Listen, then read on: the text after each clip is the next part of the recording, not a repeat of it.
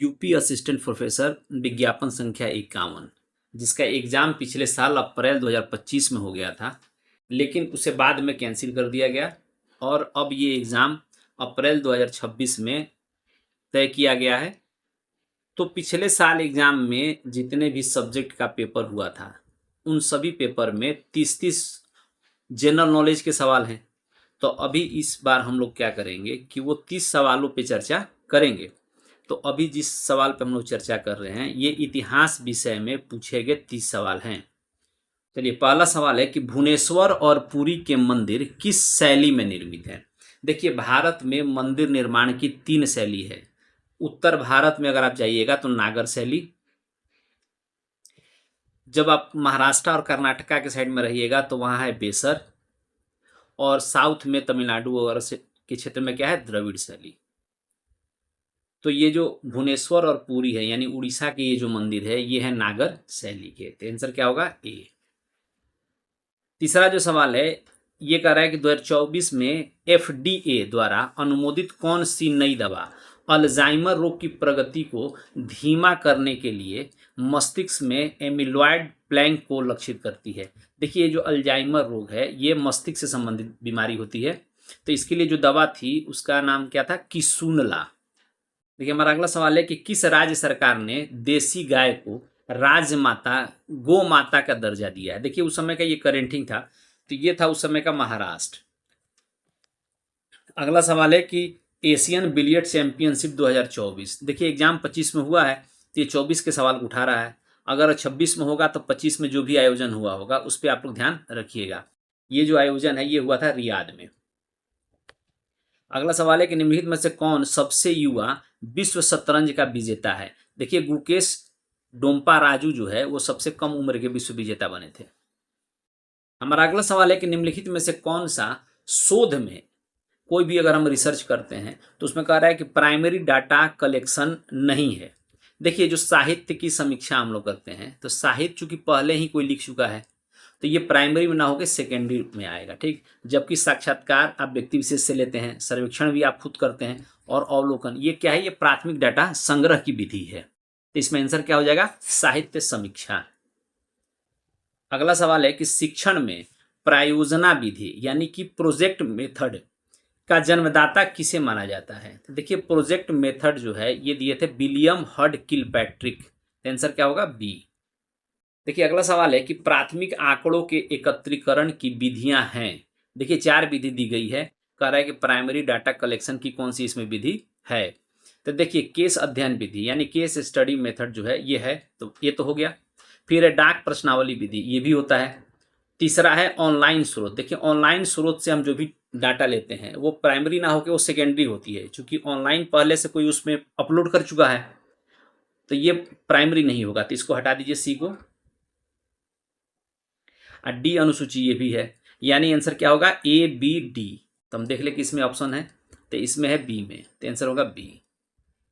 देखिए, अगला सवाल है कि निम्नलिखित में से कौन सा शिक्षण में प्रारूपात्मक मूल्यांकन यानी फॉर्मेटिव असेसमेंट की विशेषता नहीं है। ये ध्यान रखिएगा, लोग कभी भी है या कभी नहीं दे देता है, तो ये नहीं है पूछ रहा है। देखिए, फॉर्मेटिव असेसमेंट जो है, पढ़ाई जब हम बच्चों का कराते हैं तो बीच बीच में जो भी हम उससे असेसमेंट करते हैं, उससे कोई सवाल पूछ के या कोई टॉपिक हम दे दिए छोटा सा कि भाई इस पे आंसर बताओ, जो आपने पढ़ा दिया है, तो वो उसी समय आपको एक फीडबैक मिल जाता है। अगर आपको लगता है कि बच्चा सही से नहीं समझ पा रहा है तो फिर आप उसमें और सुधार करते हो। तो फॉर्मेटिव असेसमेंट इसी तरह से किया जाता है। तो हम देख लें इसमें क्या नहीं है। पहला कह रहा है कि सीखने में सुधार के लिए सतत प्रतिक्रिया प्रदान करना। बिल्कुल, बीच बीच में अगर हम पूछते रहेंगे तो हमें समझ में आएगा कि बच्चा सीख रहा है या नहीं, तो ये तो है। दूसरा है कि पाठ्यक्रम के अंत में ग्रेड प्रदान करने के लिए आयोजित किया जाता है। नहीं, पाठ्यक्रम के अंत में ग्रेड प्रदान करने के लिए आयोजित नहीं किया जाता, यानी बी नहीं है। सी है, छात्रों को उनकी ताकत और कमजोरियों की पहचान में मदद करता है। देखिए, बीच बीच में हम सवाल पूछते रहेंगे तो बच्चा को ये समझ में आता है कि हम क्या समझे और क्या नहीं समझे, तो सी भी सही है। और चौथा है कि प्रशिक्षकों को सुधार की आवश्यकता वाले क्षेत्रों के बारे में सूचित करता है। मान लीजिए अगर हम किसी बच्चे को पढ़ा रहे हैं तो हमें ये समझ में आएगा कि यार किस टॉपिक पे बच्चा नहीं समझ पा रहा है, तो उससे भी हमें अपनी जो शिक्षण पद्धति है उसमें हम सुधार कर लेंगे। यानी इसमें जो बी है ये नहीं होगा। अगला सवाल है कि निम्नलिखित में से कौन सी शोध की विधि नहीं है। देखिए शोध की विधि नहीं है ऑब्जर्वेशन। देखिए अगला सवाल है, कर है कि निम्नलिखित में से कौन सा अशाब्दिक संप्रेषण का प्रकार नहीं है। अशाब्दिक संप्रेषण यानी कि नॉन वर्बल कम्युनिकेशन। तो देखिए नॉन वर्बल कम्युनिकेशन का प्रकार नहीं है लिखित संप्रेषण।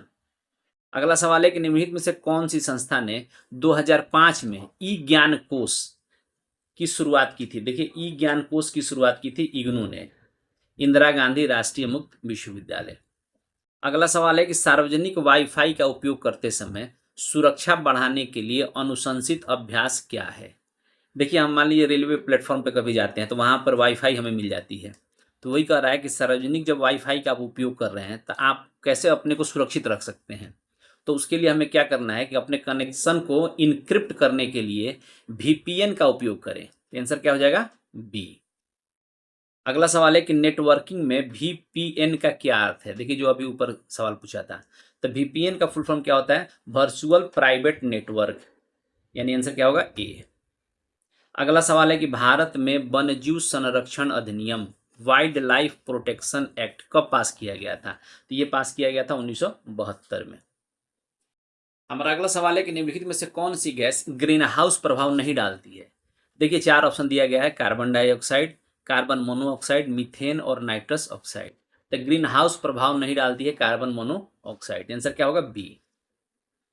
अब देखिए अगला सवाल है कि वायुमंडल में ग्रीन हाउस गैसों की बढ़ती प्रचुरता के निम्नलिखित संभावित प्रभाव हैं के अतिरिक्त। देखिए यहां पे क्वेश्चन थोड़ा घुमा दिया, क्या प्रभाव हैं उससे अलग, यानी जो प्रभाव नहीं है वो बताना है आपको। तो देखिए इसमें क्या है कि पहला है कि CO2 फर्टिलाइजेशन, ये तो होगा। फिर ग्लोबल वार्मिंग भी होगा, ओजोन का क्षरण भी हो रहा है। खास करके ओजोन क्षरण किस गैस से होती है, क्लोरोफ्लोरोकार्बन से। ये ध्यान रखिए क्वेश्चन पूछा हुआ, CFC। अच्छा अगला कह रहा है कि जैव विविधता में वृद्धि। देखिए जब ग्रीन हाउस इफेक्ट ज्यादा हो जाएगा तो जैव विविधता में वृद्धि नहीं होकर क्या हो जाएगी, कमी आ जाएगी, यानी ये इसका आंसर हो गया, डी। हमारा अगला सवाल है कि निम्नलिखित में से कौन सा एक भारत का कृत्रिम बंदरगाह है, यानी आर्टिफिशियल पोर्ट है।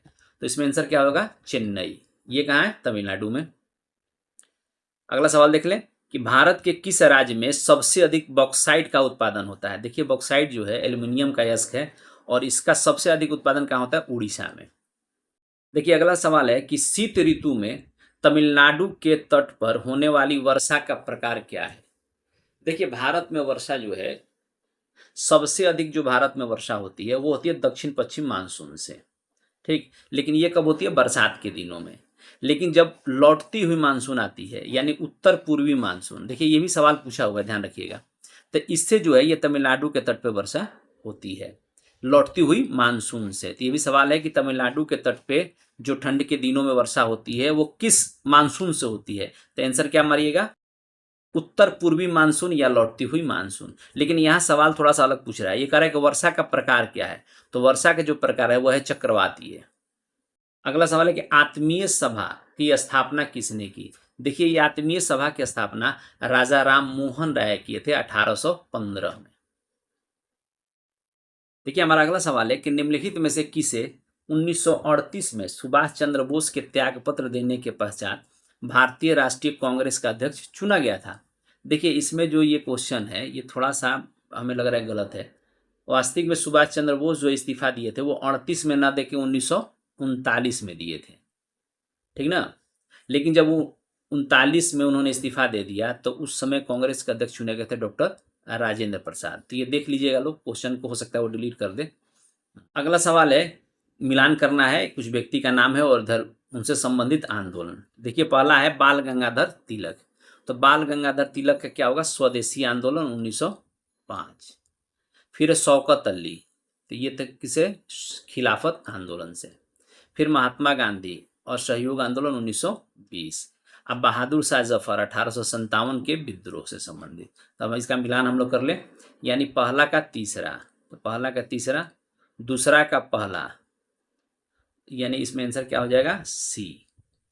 अगला सवाल है कि संसदीय शासन व्यवस्था में इन चार में से क्या सही है? देखिए, संसदीय शासन व्यवस्था में जो कार्यपालिका होती है वो विधायिका के प्रति उत्तरदायी होती है, यानी जो एग्जीक्यूटिव है वो किसके प्रति रिस्पॉन्सिबल है? लेजिस्लेचर के प्रति। इसमें आंसर क्या हो जाएगा? ए। हमारा अगला सवाल है कि संसद के किस सदन के सदस्यों से प्राक्कलन समिति गठित की जाती है? देखिए, ये जो प्राक्कलन समिति है यानी एस्टिमेट कमिटी जो है, इसमें केवल लोकसभा के मेंबर होते हैं, राज्यसभा के इसमें मेंबर नहीं होते हैं। टोटल इसमें मेंबर होते हैं 30 यानी 30। तो आंसर क्या होगा? ए। तो केवल ए आंसर हो गया। देखिए, अगला सवाल है, कुछ पुस्तक के नाम है और इधर मिलान करना है। तो एडम स्मिथ, इनकी जो पुस्तक है उसका नाम क्या है? द वेल्थ ऑफ नेशन, यानी पहला का तो पहला ही मिल गया। चलिए, दूसरा है थॉमस माल्थस। तो माल्थस का पॉपुलेशन पे था, तो इनका ये पुस्तक है चौथा, essay on the principles of population. फिर अगला है W.A. लेविस। देखिए, ये जो लेविस है इनकी पुस्तक है the theory of economic growth, ये दूसरा हो गया। आज चौथा है समीर अमीन। तो इनकी पुस्तक का नाम क्या है? इंपीरियलिज्म एंड अनइक्वल डेवलपमेंट, यानी तीसरा। तो हम मिलान कर लें, पहला का पहला, अच्छा, दूसरा का चौथा, तीसरा का दूसरा, तीसरा का दूसरा, यानी ऑप्शन हो गया बी। आंसर हो गया बी। अगला सवाल है कि केंद्रीय बजट 2025-26 में किस राज्य में मखाना बोर्ड को गठित करने का प्रस्ताव दिया है? देखिए, ये जो मखाना है ये सबसे ज़्यादा बिहार में होता है, तो मखाना बोर्ड भी बनेगा बिहार में ही। फिर एक अगला सवाल ये पूछ दिया था बजट से उस समय कि 25-26 में कमाई का सबसे बड़ा स्रोत कहाँ से आने का अनुमान है? देखिए, उसमें अनुमान था कि इनकम टैक्स जो है सबसे बड़ा स्रोत होगा। तो आंसर होगा सी। तो इस तरह से ये 30 सवाल जो थे जीएस के, इस पे हम लोगों ने चर्चा की। अब अगले वीडियो में जो भी दूसरा सब्जेक्ट हुआ होगा, चाहे वो इंग्लिश हो, हिंदी हो, कोई भी, देखिए असिस्टेंट प्रोफेसर के एग्जाम में कोई भी सब्जेक्ट जिसका एग्जाम हुआ है उसमें 30 सवाल तो पूछे ही जाएंगे जीएस के, तो हम लोग उस पर चर्चा करेंगे। 30 में मान के चलिए आपकी 5 या 7 सवाल जो है वो करंट से हैं, तो करंट वाले को थोड़ा अलग कर लीजिए, क्योंकि करंट तो वो आएगा नहीं, लेकिन बाकी जो जीएस के सवाल हैं उन पे हम लोग अच्छे से चर्चा कर लें। हो सकता है रिपीट भी हो सकता है। और करंट पढ़ने से आपको एक चीज़ समझ में आएगी कि करंट कहाँ से पूछा जा रहा है, किस तरह के करंट यहाँ आ रहा है। तो इस तरह से हम लोग अपनी तैयारी को जारी रखें। चलिए, थैंक यू।